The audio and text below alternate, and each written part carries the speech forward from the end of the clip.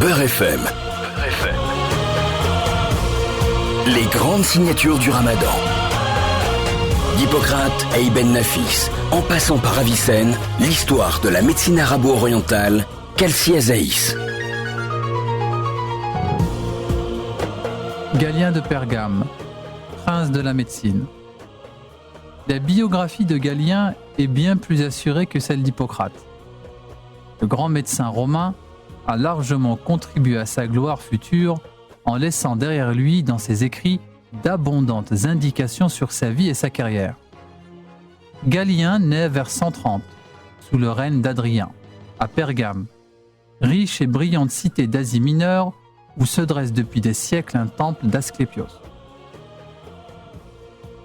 Issu d'une famille de notables, son père, Nicodémos ou Nicon, était un homme cultivé, saint, brave et humain.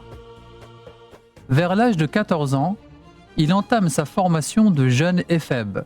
Dominé par la philosophie dans tous ses états, il étudie sous la houlette des maîtres respectés des 4 grandes écoles de la philosophie grecque: l'Académie de Platon, le lycée d'Aristote, le portique de Zénon et le jardin d'Épicure. Galien montre une piété sincère à l'égard du dieu de la médecine auquel il lui attribue une guérison d'un abcès profond dont il a souffert.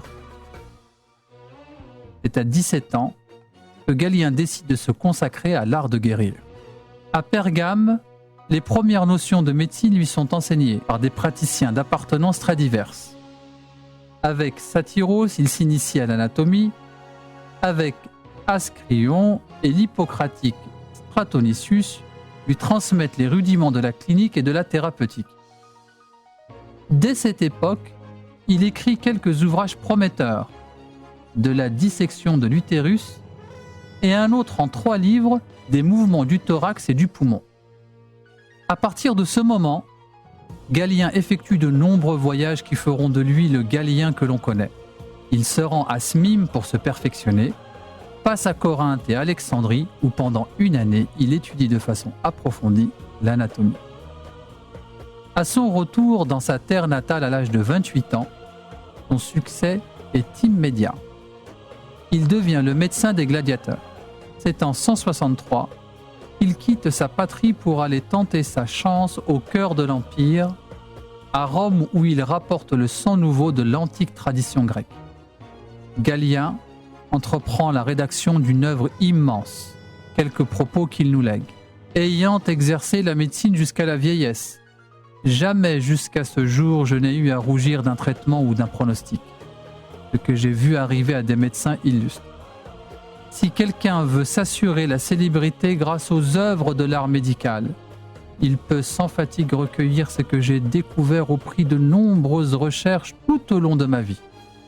Qualifié de divin par Alexandre de Tralles, à l'époque byzantine, reconnu plus tard par les auteurs arabes comme le prince de la médecine, Galien est bien le 2e père fondateur de la médecine antique. Il consacre l'achèvement au double sens de ce mot, comme perfection et comme fin.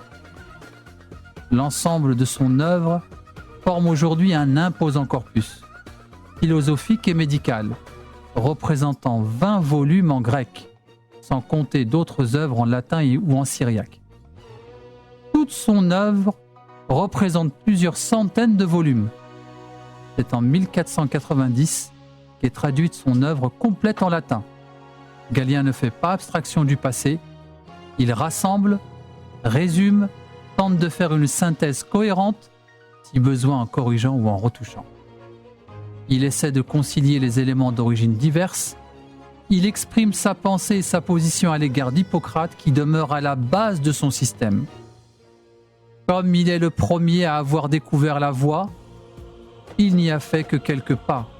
Il a marché un peu à l'aventure, ne s'est pas arrêté aux endroits importants, a négligé certaines indications essentielles, certaines distinctions nécessaires.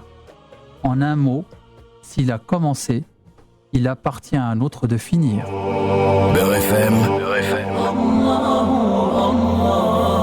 Le Ramadan, du vivre ensemble.